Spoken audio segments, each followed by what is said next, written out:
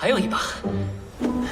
都这一天了，可以回家啦！我这么大个门呢？被苍龙之星选中的旅人，我希望你已经准备好。恭喜宋去你的！这任务我不做了。长教，不急，要把天人宗暴打一顿了。只寻找3件东西。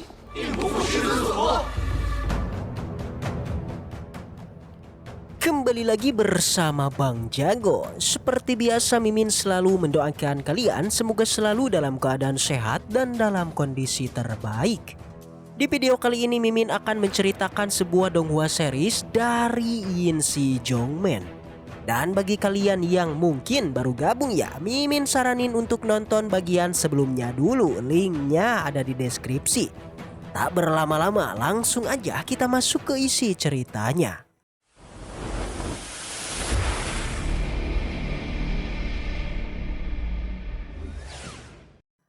Cerita kembali dilanjutkan yang memperlihatkan ketiga murid yang sedang berbincang, yakni sebagai kelompok jahat dari Sekte Abadi. Bagi Susin Yu sudah sewajarnya mereka bertiga menyimpan begitu banyak misteri. Lin Suhan dan juga Gu Xin-er setuju dengan yang dia katakan. Berhubung mereka sudah tidak memiliki urusan lagi, maka mereka bertiga pun akan kembali pulang ke Sekte Abadi. Xin kemudian berpindah kepada Bai Chen, yang mana dia merasa senang karena pencarian kunci terakhir berjalan dengan baik. Hanya saja ia penasaran mengapa keempat kunci ini masih belum bereaksi. Ternyata dia lupa masih ada satu kunci lagi, karena untuk membuka rahasianya membutuhkan 5 kunci naga ajur. Sistem pun memberikan selamat atas keberhasilan Bai Chen dalam mengumpulkan 5 kunci naganya. Misi utama pun diberikan yakni kembali ke rumah mereka. Sontak itu membuat Bai Chen merasa senang karena ia sudah mendambakan hal ini sejak lama-lama dan akhirnya impiannya untuk kembali ke rumah pun tercapai juga. Bai Chen pun memasuki portal yang diciptakan oleh sistemnya. Di sana ia bisa melihat dengan jelas langit yang begitu cerah dan hamparan rumput yang sangat luas. Dia mengira ini semua adalah mimpi, tapi setelah mencubit pipinya ia pun sadar kalau ini memang adalah asli. Di tengah kesenangan itu, Bai Chen ingin lebih dulu memberitahu hal ini kepada para muridnya. Namun dia mengurungkan niatnya sebab dirinya yakin para muridnya itu pasti akan baik-baik aja. Hanya saja Bai Chen terus kepikiran kepada mereka, akan tetapi portalnya sudah menghilang. Bai Chen pun tentu menjadi kebingungan. Di tengah semua itu muncul sesuatu yang mana ada seorang gadis yang menyapa kepada dirinya.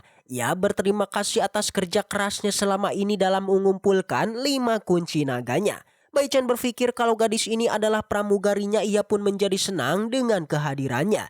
Gadis ini menganggap kalau Bai Chen telah membuktikan kepantasannya sebagai orang yang dipilih oleh naga ajur.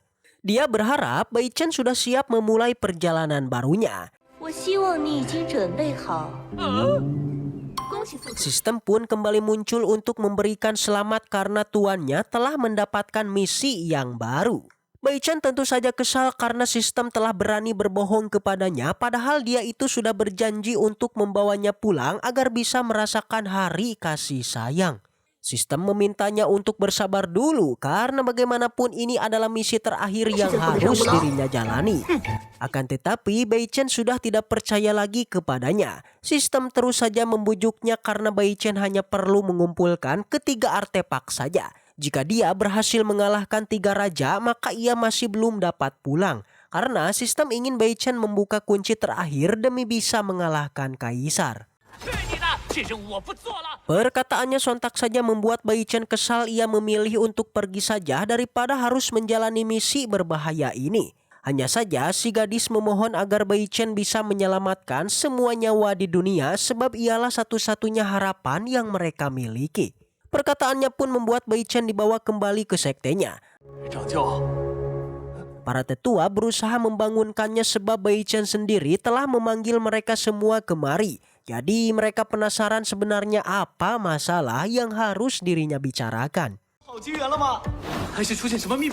Bai Chen meminta mereka untuk tidak terlalu bersemangat dulu. Pada hari ini, Bai Chen akan memberitahu mereka tentang beberapa rahasia, tapi sebelum itu dia meminta Gu Xin'er untuk menyingkirkan kursinya dan berdiri dengan yang lain. 把挂子和板凳给我收回去！ Bai Chen penasaran apakah para muridnya tahu mengenai alasan para pejuang yang berkeliling dunia. Para murid yakin kalau tujuan para pejuang adalah untuk bertarung dengan para musuh demi bisa melindungi dunia. Bai Chen memberitahu kalau orang-orang itu berasal dari klan kuno yang mengingat perkataan dari si gadis itu kalau klan kuno terlebih dulu unggul dari semua klan di dunia. Mereka sangat menyukai kekuatan spiritual, jadi karena itulah selama ribuan tahun ini mereka ingin menaklukkan dunia manusia demi bisa mengambil beberapa budak dan menyerap kekuatan spiritual mereka. Untuk lebih jelasnya lagi, gadis itu pun menceritakan dari awal invasi klan kuno, tepatnya pada 1000 tahun yang lalu ketika itu invasi mereka hampir saja berhasil. Namun kaisar umat manusia tidak menyerah dan terus bertarung hingga titik darah penghabisan demi bisa mengusir klan kuno. Berkat perjuangan tersebut, perdamaian di dunia manusia pun bisa terjadi. Hanya saja baru-baru ini klan kuno berencana untuk kembali menyerang dunia. Satu-satunya orang yang mampu menghentikan semua ini hanyalah Bai Chen seorang, tapi bagi dia ini bukanlah misi yang harus dirinya tanggung. Sebab dia itu hanya ingin kembali pulang saja, jadi semua ini bukanlah urusannya. Gadis ini kembali mengingatkan kalau invasi klan kuno berhasil, maka seluruh umat manusia di dunia ini tidak akan bisa berbuat apapun selain menjadi makanan. Alhasil perkataan itu membuat Bai Chen sadar kalau kehadirannya sangatlah penting. Maka karena itulah dia ingin menyelamatkan para umat manusia dari tangan para musuhnya. Perkataan Bai Chen membuat para murid menjadi bersemangat. Hetian dan yang lainnya sama sekali tidak sabar untuk mengalahkan para musuhnya. Tapi Bai Chen menghentikan semangatnya yang membuat Zhao Hong sadar kalau mereka masih terlalu lemah. Bai Chen bilang dirinya meminta para muridnya untuk menjalankan sebuah misi. Dia perlu bantuan para muridnya untuk menemukan 3 artefak terlebih dulu. Si gadis sebelumnya menjelaskan kalau sesepuh mereka pernah menggunakan pedang untuk mengalahkan para makhluk abadi. Dan dengan pedang itu jugalah mereka bisa bersaing dengan para praktisi kuat. Bai Chen meminta untuk mengumpulkan ketiga artefak itu. Awalnya Bai Chen merasa kalau dirinya sudah memiliki Tianjing, tapi gadis ini masih merasa kalau Tianjing yang dia miliki itu belumlah sempurna. Jadi Bai Chen masih perlu membawanya ke Pulau Tianren demi mengisi kekuatan pedang itu. Demi keamanan dunia manusia, ketiga artefak ini harus ditemukan. Hetian, Wang Luoli, dan Su Shangsheng mereka akan pergi ke makam pedang Tianzhou untuk mencari artefak pedang Yuxian. Sementara Zhao Hong, Gu Xianyu, dan juga Mu Jian pergi ke Pulau Tianren di daerah Tianhai untuk meningkatkan artefak cermin Tianji.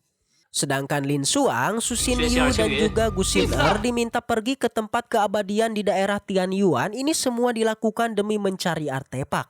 Bai Chen tahu seberapa berbahaya misi yang dirinya berikan, jadi dia meminta para muridnya untuk selalu berhati-hati dan bekerja sama dengan baik. Naik turunnya dunia manusia ini semua bergantung pada mereka dan bukanlah orang lain, dan para murid berjanji tidak akan mengecewakannya. Setelah semua itu, petualangan baru para murid Bai Chen pun telah resmi dimulai. Sebagai seorang guru, inilah hal terakhir yang bisa dirinya lakukan. Tapi dia baru sadar kalau semua itu telah dilakukan oleh para muridnya, jadi dia tidak melakukan apapun. Lin Si datang untuk menanyakan misinya, tapi Bai Chen memintanya untuk tetap di rumah aja demi bisa melindungi 2 tetua ini. Karena bagaimanapun mereka sudah tua dan sangatlah rentan, kedua tetua menaruh harapan besar kepada Lin Si. Sin berpindah di sebuah tempat yang mana terlihat kalau di sana Hetian, Huang Luoli, dan juga Chu Shangsheng telah berada di susunan teleportasi dengan pedenya. Mereka pun ingin pergi, hanya saja susunan teleportasi itu sepertinya sudah rusak.